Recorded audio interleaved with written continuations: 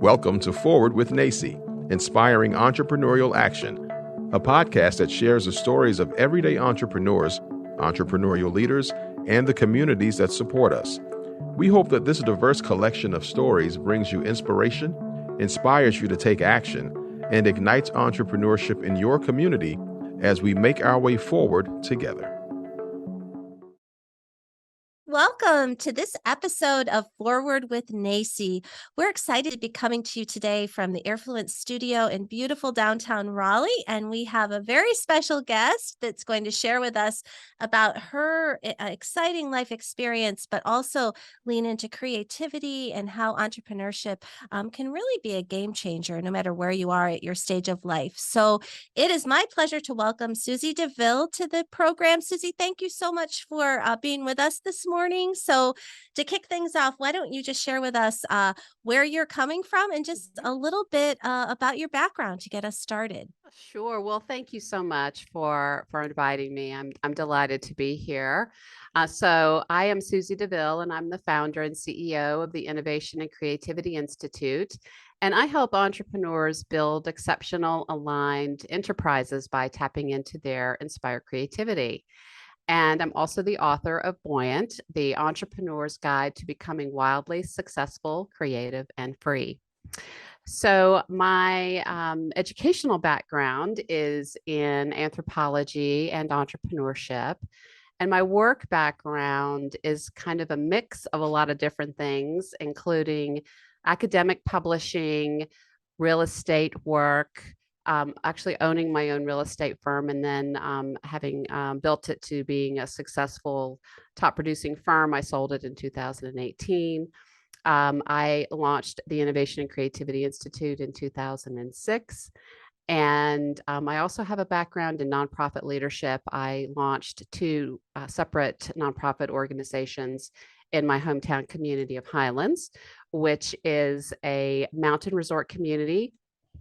Absolutely beautiful. We are 4,118 feet up, and we're situated on a plateau in the beautiful Blue Ridge Mountains. And this beautiful area, as well as these old rolling Appalachian mountains, definitely had a big hand in shaping who I am, my own character, as well as my connection with nature and her inspirational and creative powers. Susie, that's wonderful. And I can see on the screen behind you a copy of your book, Buoyant. Yeah. And I love the title, actually. And maybe that would be a good place to start because you gave us a real sense of sort of who you are. You're a fellow North Carolinian, which we love, and lots of, blessings, I guess is the way to say it in your life. But as we all know, transitioning through life, there's some challenges as well. So I'm guessing that Buoyant might actually provide us with some advice or a framework, for really sort of leaning into what our purpose is in life. So tell us a little bit about the cover and maybe what's on the inside of Buoyant. Sure. So the cover story is actually a circuitous journey, which is the story of creativity. I had the most incredible support from my publishing company, which is Page Two. They're based in Canada, and their design team were infinitely patient. But ultimately, what I really wanted to evoke in this cover was the sense of possibility, the inspirational nature of art and beauty, and I wanted it to completely mirror the branding of the Innovation and Creativity Institute, so that when people see it and see my website and see how I move in the world through marketing and so forth, it all connected together. So it actually was beyond my wildest hopes and dreams. And just like a beautiful piece of abstract art, every time I look at it, I see a little something different in it. So it actually also looks like what could be viewed as a sunrise or a sunset in a nautical setting. And the little pieces, I'll hold it up to the camera, the little pieces of washi tape are a nod to the creative process. And it also has these fantastic French flaps, which really set the book into having a very sturdy, sort of yummy feel in your hand. So it's a very tactile experience, which is very me. I am all about books and all about paper. So it really it turned out just as fabulously as I hoped it would be. It's interesting hearing you talk about it and also seeing it. Those shapes remind me of Post-it notes, which are sort of a Yes. staple for us design thinking connoisseurs, or I guess you would say. And interestingly enough, the first book project that I was involved in with the National Association for Community College Entrepreneurship was titled Community Colleges as Incubators of Innovation. And I Oh, had a conversation with our publisher about that because it was sort of this spider web cover, and I said, no, it can't be that. And I'll be sure to share with you a copy of our book, but it's not exactly what you have, but it really conveys sort of that spirit of, I think, creativity and design, and really looking at assets. And I want to go back to something yes. that you said for a moment in terms of art and branding. And I think some people assume, entrepreneurship only resides within the business school, or you mentioned your success as a real estate executive, having your own firm, which totally makes sense. But you've pivoted. So maybe share with our listeners, how does art and entrepreneurship intersect, and maybe explain it in such a way that people that really have a passion for a variety of different art can maybe start to see themselves potentially as an entrepreneur. Oh, I love this question. So I want to begin with actually what let's define what creativity is, because I think that gives people a doorway in. Because when we say art, people can start to break out into a little bit of a sweat thinking, oh, that's a world that's not for me. I'm not an artist. So my definition of creativity is that it's this swirling force of potentiality that exists in all of us. And I love the way Dylan Thomas talks about it in his poem. He says, it's through the green fuse that drives the flower. That's creativity. And if we think about ourselves as this green fuse, creativity is coming through us, and the creative expression that's the result of that, which can be a piece of art, it can be a business, it can be a beautifully designed life that comes through us through the act of making something. And I think that it's so prevalent in our culture that we believe that it's the end product that's the only important part of the process. And it is important, but not at the expense of the actual transformational journey that creating takes you on. So when we get into the boat of creating, it takes us over the seas of self doubt and uncertainty, and it helps us really build the musculature for tolerating the ebbs and flows of being an entrepreneur. And so, art creating is one of the most beautiful and fun and enjoyable ways that you can access your own entrepreneurial spirit. And that can manifest in dozens and dozens of ways. You may start a business, but you may decide, maybe I want to bring my entrepreneurial mindset to the work that I'm currently doing in the world, and working from a place of agency and autonomy, and tapping my vast creativity. Oh, wow, Susie, there's so much there. And I love that you mentioned poetry. One of our earlier guests this morning here in the studio was talking about his favorite poet, and that idea that the ability to forget is one of the greatest gifts. So we had a really interesting conversation on that. But I love the analogy that you used of a flower. And I think about that too, really understanding what you want to harvest to take your analogy a little bit further, is it an annual that blooms bright, for 1 year and you have to replant it? Or is it something that establishes a deep root structure, something like asparagus? As a person from New Jersey, it takes 2 years before you can actually harvest anything. So I think that's really rich, but I love what you said about making. So maybe you could give us a little bit more on that, the ability to make something, and tell Sure. us how you see making, and maybe give us some examples of how people can make art and make their lives rich and fulfilling in the process. Absolutely. So I came across this idea as part of this overarching idea that in order for us to really access our creativity, we have to inspire ourselves first. And I don't mean inspire by the sort of classic notion of there's a light bulb that goes off over our head or some giant epiphany, but literally what inspire means is breathing in. So breathing in beauty, art, nature, and what brings us alive. That's the precursor to creativity. And in order to really be able to access that inspiring open focus of a creator, I advocate that we need what I call the 5 M's.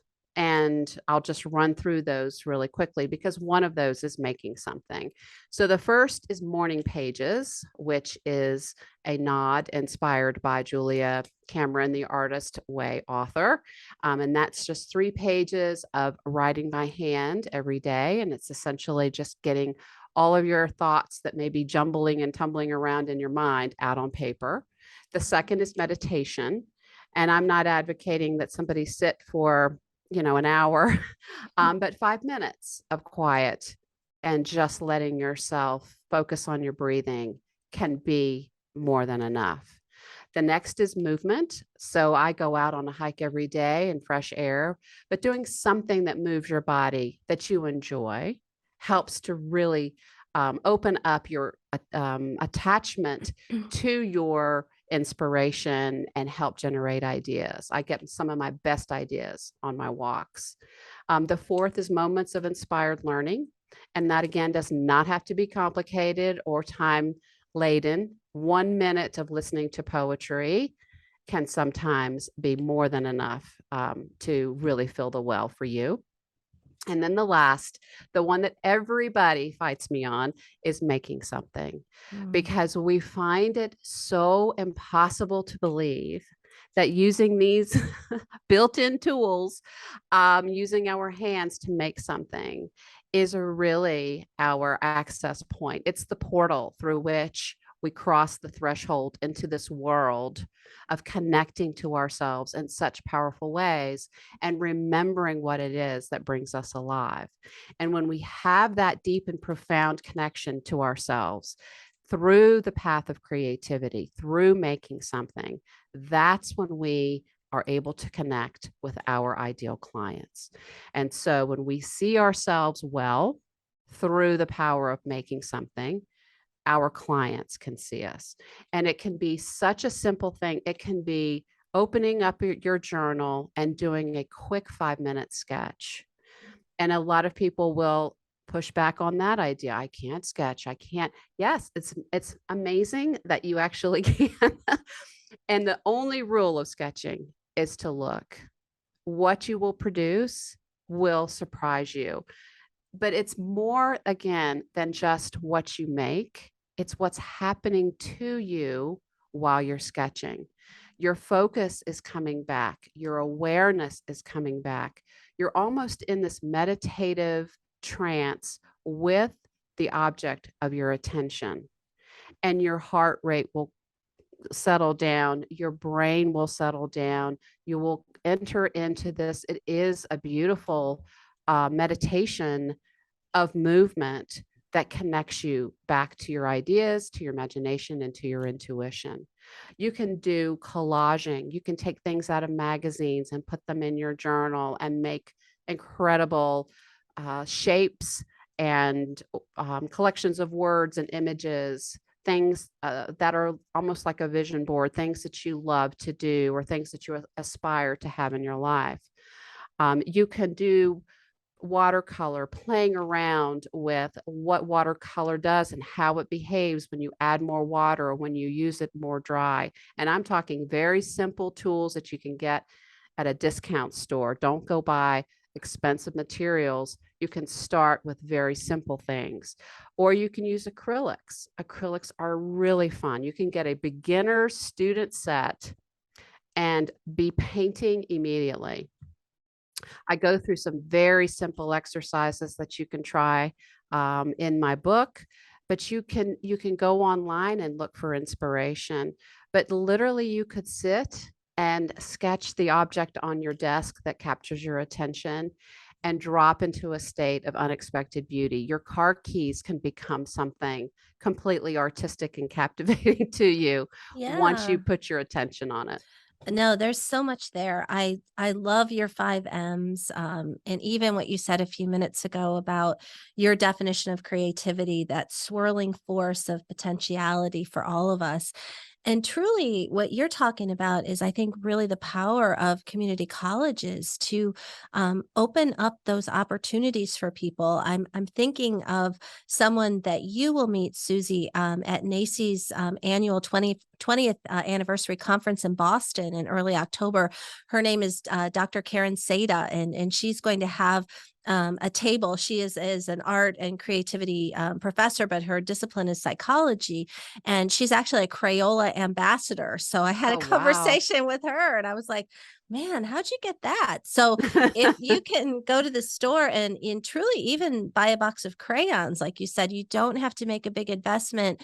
Yes. I wanted to share too an interesting icebreaker that I experienced a couple of years ago, where the trainer said, okay, look at someone in the room, take a piece of paper and draw a picture of them. Mhm. And so people were doing exactly what you said, kind of hemming and hawing. I don't draw, I'm not an artist. And then she gave everyone a couple of minutes and they said, now take that picture and present that to the person that you drew the picture of. And people were like, oh, I don't know if I can do that, But then all of a sudden the room exploded with people just laughing and just feeling seen, which was really cool. So Yes. and I imagine you probably do all kinds of things in your work, and we're very excited that you're going to be with us at our annual conference in Boston. We have an exhibit hall where we're going to hopefully have some of your books, so that people that want to come and meet you and purchase and get a signed copy of your book can do so. But I want to, as our time runs short, talk about maybe some strategies for people that might be stuck. And I'm thinking maybe people that find themselves maybe living in a community where there aren't a lot of beautiful things right in front of them. Maybe they're Mhm. at a season in their life where they're not where they need to be and they need to get unstuck and start to think about things differently. Maybe a couple pieces of advice, Susie, that you could give to everyone who all of us get stuck at one point in our lives. How can we get unstuck? Absolutely. So the first thing I would suggest is to remember what it is that really brings you alive. And a lot of times, as we get busy as adults, or our situations change in our lives, and we have to change our hobbies, or we have to change our ways of being in the world, we can forget those things that we used to do. And I have a lot of clients who will say, "Well, there's really nothing," and in the next breath, they will say, "Oh, but I used to dot dot dot." I would love for people who are in a sort of season of winter to spend a few minutes. And this is a way to find beauty without traveling anywhere. You can do this in the comfort of your living room. And that is to think back on the things that you used to love to do that you're not doing anymore, and see if you can find one thing that you can bring into your life again. And it could be something like, I used to love to go to museums, or I used to love to go fishing, or I used to love to be on stage or go to performances, or travel, whatever it is, see if you can reconnect with that. The next thing is, I think this is the most accessible of the 5 M's for people sometimes and can render the biggest magical returns. So let's go back and talk about morning pages again. When we are in this time of perhaps struggle or anxiety and we're feeling stuck, a lot of anxiety and barrier to our creative problem solving is through all of the jumbled thoughts. So if you begin a very simple journaling practice and you do it every single morning, and you can start with just one page, and it doesn't have to be full sentences. It doesn't have to be anything that makes sense to anybody. It can, sometimes my morning pages are 3 pages of just whining or frustration, or could be celebratory. Like this morning, I celebrated for 3 pages of all kinds of exciting things that are going on. But believe me, I have days where it's 3 pages of yuck. And it is so interesting how quickly morning pages works on you and works on your ability to regain your sense of clarity and your connection to the most powerful parts of yourself and your intuition. So when you get that back, you start to be able to, maybe I'll try this instead. You have a new sense of authentic empowerment and confidence to try new things, or confidence to maybe try something that you haven't tried yet, that may be the thing that gets you out of the stuck place that you're in. But morning pages, regardless of what season you're in, is, I think, just a vital practice for all of us, because it's our sort of doorway into the other 4 M's. And it gives us this ability to remember that the agency that we seek is within us. We do have power to change our lives and to make different decisions. But there's something about that journaling practice that is sort of like a little friendly tap on the shoulder that helps us get back up and have the willingness to try again. Oh, that's so powerful. And I love how you framed all of that in terms of the 5 M's. So as we close out, I just want to remind people of your advice to all of us, and morning pages, which you were just speaking about. Meditation, even if it's 1 or 2 minutes in a quiet place, makes a huge difference. Movement, moving your body, whether it's taking a walk or doing even chair exercises if people can't get up. Moments of inspired learning, which I think everyone who's listening to this episode is being inspired, as I am, by you. And then making something, whatever that is. So, Susie, you're an inspiration to me. I can't wait to meet you in person in Boston. And I just hope that everybody will really gather something important and just begin from where you are. And if you have the opportunity, you can, I'm sure, purchase Buoyant on Amazon and read it. And if you want to join us in Boston, you can meet Susie too. So I just wish you a wonderful day, and everyone who's listening around the world to this conversation. Thank you. Thank you so much. I've loved being here with you.